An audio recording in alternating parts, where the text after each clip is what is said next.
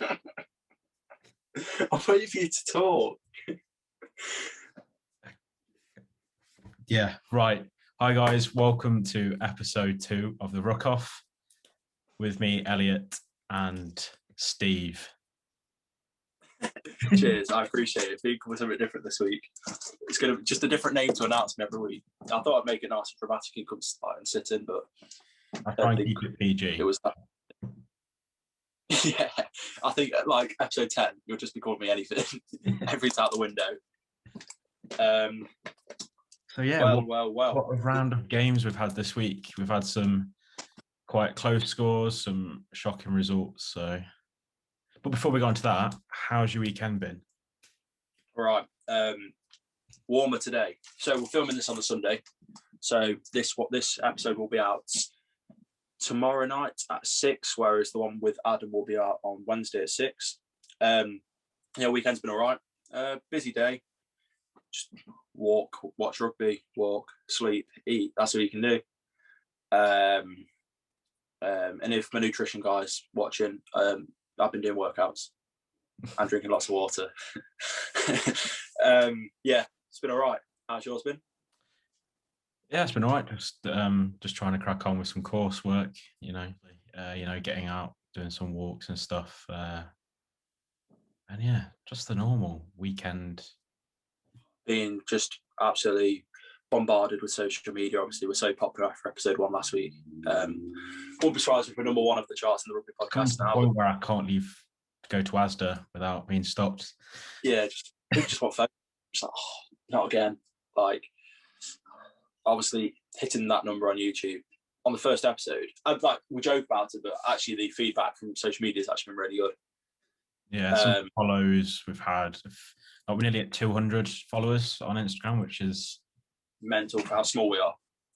Just a thank you to everyone who's sharing it, just supporting us really. So obviously it's going to help us in the long run. It's going to help us get better guests on. Well, not saying better guests, but bigger, more popular guests than Adam. He's a lovely. He's watching. There's nothing's going to get bigger than you, Adam. Yeah, we started well. Yeah, I don't think we'll top it personally, but might as well quit now. Quit while we're at it. But it's been all right. So, should we get into the rugby? Yeah, I think we'll start off with the Allianz Premier 15s. Perfect. We start off with DMP Loughborough. So, DMP lost at home to Loughborough Lightning, 62-0. Obviously, it's a good win for Loughborough, but it's expected. We obviously defended DMP quite a lot last week. Obviously, just saying that it's bad form, but it's just they're losing every. And it's getting to the point now where is it unfair on the players? More along the lines of just going out every weekend thrashed. I don't know. They might be enjoying it, but I wouldn't personally. Is it the point where the league have to look at them and just go, you've probably had your time. You get thrashed every week. It's not fair on your players, like safety. And it's just, I don't really know what it's down to. I think it's just experienced players on other sides, and like Loughborough's full of world class players. Like Liv Jones got a hat trick. Loughborough on a good win. I think Loughborough are third now, which is pretty decent, to be fair, saying who they lost at the start of the season and who they've replaced them with. But yeah, not much really to say on that. Just I think that in terms of the league, I think they need to start looking at DMP actually developing. You know, they've had a few seasons, obviously, since the start of the Premier 15, when Premier 15s first started. Are they actually showing any development? Is it time to bring in, maybe another women's team that, can compete at that right level? Yeah, but it's an interesting topic, really. If anyone from DMP is listening or watching and want to get in touch and just send us a message on what you think's going wrong or why you think you should stay in the league and stuff, just drop us a message and we'll talk about it on the next week's episode. Pretty much just, that game, Loughborough, good win. Move on to next week where they've got a tough game against Wasps.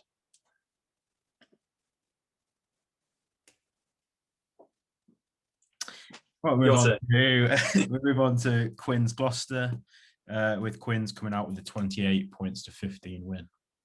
Highlight of the game, Amy Cockayne intercepting the ball. And let's remember she's a hooker. Intercepting the ball from 40 out, grubbers it, bit of a mess up in the Gloucester back line, and then sharpening the ball to score. It's actually a really impressive try. I'm sure people might have seen it on like Allianz Premier 15 social. If you haven't, I'd recommend to. But sad news with Natasha Hunt being stretched off this close to international games. I think she went out with COVID the last time England were in camp, so that was a week or 2 weeks of her missing, and it just seems like it was quite a bad injury. It seems like just her legs buckled in like a ruck or something. So fingers crossed it's not too long, and hopefully she's back as quickly as possible. But good win for Quinn. She did score a cracking try though. Charged down Eddie Green's kick, intercepted and scored. Was that the try? What was like 2 minutes in or something stupid? I think it was like 17 seconds. I think maybe. Oh, was it? Oh, really? It was that quick? Oh, yeah, it was right off the kickoff, wasn't it? Yeah. Good win for Harlequins. Playing nice rugby. I managed to watch a bit of it on the stream, which is good. It's a shame that some of the games weren't streamed, but I guess it's a start for them and they need to push on. And obviously, we discussed this last week about social media push. Moving to Sarries Bristol. Sarries coming out with a huge 53-7 win. Marley Packer, player of the match, not surprising. Class player, has been for years now. Ever so consistent. May Campbell, hat-trick, and I'll be honest, I've not really ever heard May Campbell's name before. But obviously is a decent player. She's scoring a hat-trick. Bristol, it was nice to see them not give up. They managed to grab a try. I think it was on the either side of half-time, I can't remember, by Courtney Kites. I think that's how you pronounce it, where she intercepted a pass from Zoe Harrison. And she ran in from, I think it was 60 or 70 metres out, which obviously it shows perseverance. And I think they're coached by Tom Lindsay, ex-Bristol and ex-Wasps hooker. So they've got a decent coach to help them go along. And I think, Sarries is a strong outfit, sit at the top of the table. I think they will for a couple of years now. Moving on to Wasps Exeter, where Exeter won 31-29. Pretty close score there. I think it was quite a Gabby Cortona, I think that's how you pronounce the name, scored a match-winning penalty with McKinley Hunt grabbing a hat-trick. It's Exeter's 7th league victory in a row, which is good for Exeter. Are Exeter a new team into the league?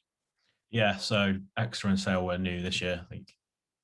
Not the end of the world for Wasps. Obviously grabbed a bonus point and they sit 4th, and they obviously got Lightning next week, so it's 4th versus 3rd, which is a huge game in like the situation of how the league and the season's going so far. Be interesting to cover that one next week and see who comes on top. Worcester? Worcester Sale, again, quite a close one. Only just finished with Worcester coming out with a 31-21 win over Sale. Yeah, because I think Sale won it at half time. I can't remember the score. I don't think Sale scored a single point in the second half. No. Brooke Bradley, zippy scrum half for Worcester, scored a late try to secure the win. Sale a second from bottom. But I think they'll be all right. They've got Katie Daly-McLean at 10. She'll controls the game very well. She'll soon bring them off the bottom towards. She'll bring them into the mid towards the top of the table, I reckon. And they've got some cracking youngsters as well coming through. Yeah, exactly. Plenty of time to build and develop. Yep. So the Allianz Premier 15 is getting stronger. Obviously, just wanted to learn again, like we said last week. Need more push, social media, get more stuff on, because you're having to search instead of stuff coming to you on Twitter and social media. We found some good websites to help us with that, and just obviously need some people just to talk and then educate us really on the game. So moving on to the Gallagher Premiership, starting with Leicester winning at home 33-32 against London Irish. I don't know. I don't know if I'm saying this because I'm a Tigers fan. I've seen Irish more, but I think obviously the Tigers conceded 2 tries late on. I think the game was won in the first 15 minutes of the second half. Tigers look very good, and they've got a player at 13, Mateus Moroni, who I think they call him the Wall. I'm not surprised. Never seen him miss a tackle, I don't think. He's, I don't know who he reminds me of. People compare him to Anthony Allen. And I would love to have seen him play centre with Anthony Allen. But I think that centre partnership between Matthias Moroni and Matt Scott is working wonders. It's like a partnership who go under the radar a lot. Obviously, Moroni's second man of the match performance in 2 weeks, but he's class. Struggle to get past him. I think it's nice to see Tigers youth getting used a lot. Ollie Chesham came on, scored pretty much instantly. I know he's a Nottingham lad, but I think he was a Tigers fan from being a young lad, so he's obviously got the passion for the badge. Freddie Stewart, Mr. Consistent at fullback. Eddie was there. Should really be watching out for him because, 6'5". I don't know how old he is, but he's class. 19 or 20, but he's class. Joe Hayes coming off the bench. Obviously, you got Simbin later on for a high shot. We're going to talk about the cards in a minute in that game. But he's class scrummaging. He was scrummaging against Alan Dell, who's an ex-Scottish international prop, and he was pretty much destroying him. Obviously, the help from Dan Cole is really helping him on that side. And Jack Van Portfleet, he reminds me of when Ben Youngs broke onto the scene. Just that zippy. He just wants to play. He controls it. You think, oh, young lad's coming on, and he'll just pass the ball. He'll be all right. But he actually bosses people around. He's got internationals, and he bosses them, tell them where to go. Obviously, you got Simbins for a deliberate knock on late in the game, but he really made an impact. Really live in the game. On the London Irish side, Will Joseph. I think he was on debut. That's Jonathan Joseph's younger brother. The talent that London Irish have got, who they've brought through and then got rid of, like Marlon Yard, the Watsons, players like that. Just is mental. I think he looked class for 18. Made some good runs. But the main talking point, I think, was Terence Hepatima's red card. And I'll hand that one over to you because I thought it looked quite malicious. But obviously, he's recently put a tweet out. And I don't think there was any, after he's thought about it, I think he feels quite bad. So if you want to read that out. Yeah, so he put on Twitter, I want to acknowledge my actions last night and apologise to Cobus and my team London Irish. It's never my intention to go out on the field and hurt someone, but that was dangerous and not acceptable in the game we play. I deeply regret what I did, and I hope you're okay, brother. Yep, so thoughts on the tweets first before we talk about the record. Yeah, it's adrenaline in the game. It can seem as like a dirty shot, but obviously didn't mean it after. I know he'll probably get 3 to 4 weeks out, which is deserved, but at least he admits what he's done was wrong. Do you want to talk about the card? Yeah, I think it was quite straightforward and it was handled well on the day. From a referee's point of view, it was at forced. There was no mitigation. Straight shoulder to head. No qualms at all. Red card for me. Probably the clearest red card I've seen this season. Yeah, definitely. Wayne Barnes was in charge of that game, wasn't he? Yeah. I think he did a good job. Yeah, definitely. Yep. Next game. So move on to Bath versus Exeter, with Exeter coming out with a 38-16 win. Yeah. From me, obviously Jack Yendall's red card left a space for Jack Innard. What an unfortunate name, but we'll get on with it. To start, and I think he played 75 minutes, but it was class performance. Like, he was all right. The start of the game, he was getting ran over a bit by Falatau, and I was worried about him, but then he started getting into the game, carried well. But his carrying meters must have been high. His tackling stats must have been off the charts. But yeah, he was class. It's always good for Exeter because they're obviously missing two of their first choice hookers. Sam Skinner grabbed 2 tries. Nice to mention a different Sam in the Exeter team. But he's a unit. Like, you don't realise that until he stood up, and I was like, he's massive.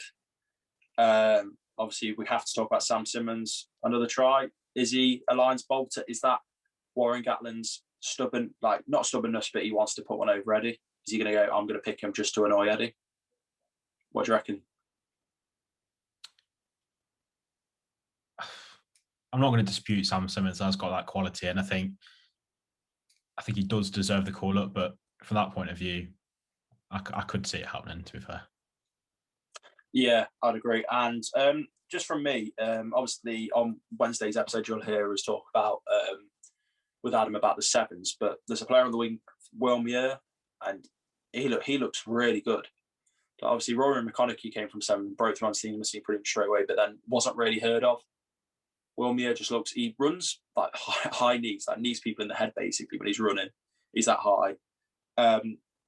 But with that, it was a close game, I thought, and then Exeter pulled away, and that was just, they didn't play amazingly, but that's just a sign of the champions who can just not perform well, but still come out on top with a happy-ish performance, like away from home.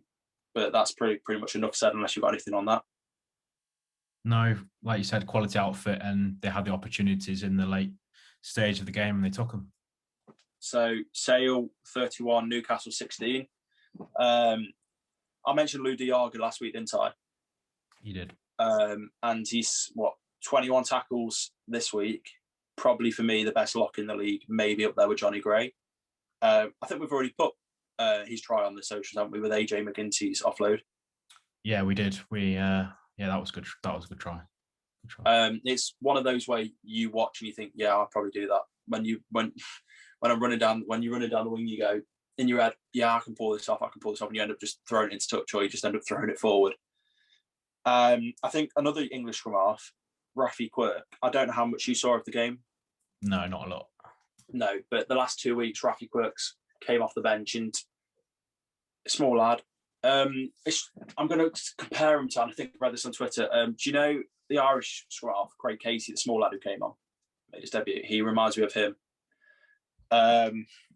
Which I guess it's a compliment to him, and I think he will be an English scrum half in the future. Like, nice to compete with, probably Jack Van Portfleet. Better second half from Falcons. Brett Connon was solid from the boot. Don't think he missed a kick all day. Not really much to say about the game, really. Sale looks good, and Alex Sanderson's creating something really nice up there. Next game. Wasps, Gloucester. And Gloucester coming out with a 1-point win with a 20 points to 19 win over Wasps. So for me, 12 Trees has been playing to 10 the last few weeks, and obviously they've got a capable guy in George Barton who actually got to start this week, and I think he played quite well. Kicked his kicks, looked solid there, and let 12 Trees play together at 12.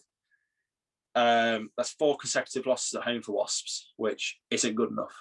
If you're a Wasps fan, you're not happy with that. 12 Trees scored a 40-metre winning penalty to win them the game, but the main talking point was the Thorley red card. Do you want to talk about that from a referee's point of view? Yeah, so I didn't watch the match, but I was able to watch the highlights, and especially that part, and you can see what they're trying to do there. You know, they're trying to lower that tackle height. But during the match, I was talking with you, and we said it was quite soft. Yeah. And I genuinely thought it was soft, but you can see why they want to lower the tackle height and trying to minimise that head contact as much as possible, really. But to me, it's really soft.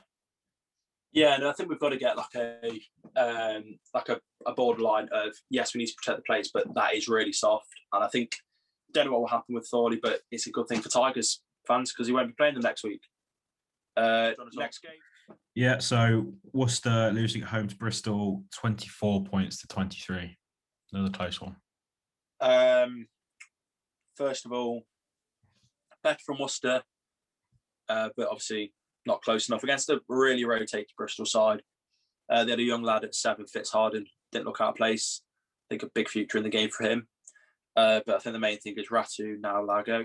Obviously, Union fans might not know much about him, but if you're a league fan and a Union fan, you'll notice how well he did at Hull FC. Guy tore the Super League apart. But obviously, he's now came across, and he's a rugby league to rugby union convert. And he scored a hat trick, and I don't get it. He's rapid. It'll be interesting to see what he does if he's qualified for England or if he'll go and play for one of the Pacific Islands, Tonga or some other one of those. But I wonder what his nationality is, because I think he'd make a class winger, really. Seems to know what he's doing. But I think we've had quite a few of these converts, haven't we? Jason Robinson, Owen Farrell, Chris Ashton come across and just do well for us. And it seems like it's easier for players to come to Union, bar Sam Burgess, but that's obviously a very like dodgy subject to talk about because we're not too sure about the truth in that. It seems like it's easier for rugby league players to come over to rugby union rather than rugby union players to go over to rugby league. And I think that'd be interesting for when we actually get a rugby league point of view on if we can get someone from the rugby league sport just to talk about why I think it's easier to do it that way instead of the other way. And on that topic, with Carl Eastman obviously announcing this week that he's heading back over That's to decent. That basically means all the Tigers players who were caught up in that contract issue have all signed for a new club now with Carl Eastman's. I'm not too sure how happy Super League fans are. I think some are happy, but I'm not sure how happy the Leeds fans are. I think he'll do well because I think he's a better rugby league player than he is rugby union, and I think it's a good move for him and the code. Worcester are struggling though, really badly struggling. Like you watch them, and Ted Hill's pulled out again with a back injury. So is that related to his obviously tight hamstrings? Ollie Lawrence for England, those two come back. It's a different story. But Ashton went off early with a head injury. I saw it. It looked odd. It looked so odd, the head injury. Like he didn't get hit. It's just a weird one. It looked like he didn't even get hit that hard, and he still just went down. So you can catch someone that actually hurts somebody. HAAWK, I don't know how you pronounce it. HAAWK. Depends if you've got an accent or not. We'll go with that. Yeah. He's a class 9. I think he has been for the last few years at Worcester. I'm sure he's leaving, and he'll be a massive. He'll be a massive hole gone in the Worcester side because he obviously he's a class, and he can obviously play on the wing if they need him to as well. Worcester are bringing in some very good players: Willie Hines, Will Chudley, and Duan van der Merwe. So that stocky lad will back the back three up well. But yeah, good win for Bristol with a rotated team, looking stronger and stronger every week. And I think Pat Lamb's doing bits down there. Yeah. Next. Moving on to Harlequins, Northampton today, finishing Harlequins 37, Northampton 19. I don't know about you, but did it feel like you were watching a Sevens game? Yeah, like the game was so expansive, tries galore. It was. So I was shattered just watching it. Yeah, I was Saints again. They're playing actually nice rugby, and it's hard to say as like a Irish fan, but they actually play quite nice rugby. But as the commentator said, just they didn't use the ball well enough. And for me, I don't think Furbank's a 10. No, I don't know what your thinking on that. No, he's not. He's not, is he? He just. Hopefully, he can grow into the position because I think it's Eddie Jones's move that wants to play him at 10. But I just don't think he's a 10. If you compare him to Marcus Smith, who's the best 10 in England at the minute, the way he plays with such flair, he'd look good in if they had a Barbarians team who played every week. He would easily make that because he's such a good attacking 10, and his defensive game's up to the last few years. So it'll be interesting to see what Eddie Jones thinks he needs to work on. But yeah, Furback at 10 probably needs a few more weeks there, or just to move him back to 15, where he's in his better position. So obviously he had that little stint with England, and obviously didn't really come off well when they were actually experimenting through fullbacks, which I think now watching Stewart and Tom Parton on Friday night probably are the next two English replacements to play fullback. Very end-to-end game. I think the standout for me, I think the Luke Pearce performance from like a referee inside, his relationship with Wayne Barnes. When he got the decision wrong, he admitted it to the players. I think that was good. I think one of the best refereeing performances I've seen in a while. I know you're a big fan of him, but what was your opinion on it? Yeah, I just think the whole match official squad today was outstanding. How, they came to decisions during the match, so there was no delays. His style of refereeing, he likes the ball in play a lot and he wants it played.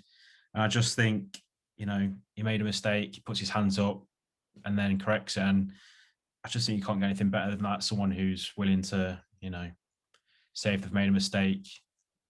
I think he's one of the best referees in the championship for definite. I'd agree, and I think he will soon become. When Barnes is obviously gone, I think he'll be the best referee in the world because obviously no Nigel and no Barnesy. So I think Luke Pearce will probably become one of the best referees in the world. He's just got that. He's got a personality. I think it's important for a referee. Obviously, some referees don't show it very well. Some referees are very strict, but I think with Luke Pierce, he likes to have a joke with the players. But his personality probably makes him feel more comfortable and like feel more approachable. I think a main thing from me is Danny Kerr. He just controls the game very well, and I think Quins, if they can, they'll be still wheeling him out when he's 50. He's just that good, isn't he? Yeah. He's like such a club man. He's just his knowledge of where to go, where to kick, where to pass the ball. I think that partnership between him and Mark Smith done very well, because I think Quins fans were probably quite worried when Nick Evans retired. But you look at the Quins coaching staff. You've got like Adam Jones, Nick Evans. I forgot the Irish guy's name. Is it Jerry? It's not Flannery, is it? I can't remember. Yeah, I can't remember his name, but their coaching staff's amazing, like just unbelievable. And obviously, their form's insane. I think they sit second in the form table this season. And it's weird how it's changed since Gustard's left. But I think, Quinn's performing every week. And then on the other side of this, we'll talk about the championship quickly as that returns. But obviously, we're going to look at the main game where Cornish Pirates played Sarries. Do you want to talk a bit about that? Yeah, so Cornish Pirates coming out with a 25-17 win over Sarries. Sarries having a pretty strong squad out. Obviously still missing a few players for international duty and things like that. But obviously we can't get ahead of ourselves. It's still the first game of the championship. But for a squad like that, you would expect them to be able to compete. But yeah. Like my point of view is just, I think Ugo Mondia mentioned this when he went down with Harlequins. Just, they're going to have a target on the back. People are going to play their best rugby when they're against Sarries because they want to prove a point. There's a lot of Sarries haters obviously out there for what they did. But who knows? The championship's a different game. I watched an interview with Billy Vunipola and they just said basically just got to be careful because there's not as many cameras. So if you get hit in the ruck, you probably won't get noticed. But you're gonna, if you're playing in the championship and Billy Vunipola carries off the back, you're gonna try and want to smash him out. You just want to prove a point. But even in that team, they had Vincent Kopp, World Cup winner, Maitland, Lewington, Duncan Taylor, all internationals or British Irish Lions. Like Kapoku, one of the best English talents coming through at second row. He was even on the bench. That's how good they were. Richard Barrington, probably one of the best loose heads, like consistently the Prem seen in the last few years. Had Ray as well in the back row. Yeah, Ray's probably one of the people who you wonder how did he never get an English cap? Just did his job, does the dirty work and doesn't get noticed. But yeah, it's just, I think they'll struggle. And Ealing thrashed Nottingham today. And I think there'll be an excuse anyway if Ealing finished off and Sarries don't. And I think it'll just go, we'll just add both teams into the league. That's a really interesting topic because obviously the championship doesn't get as much coverage as it should.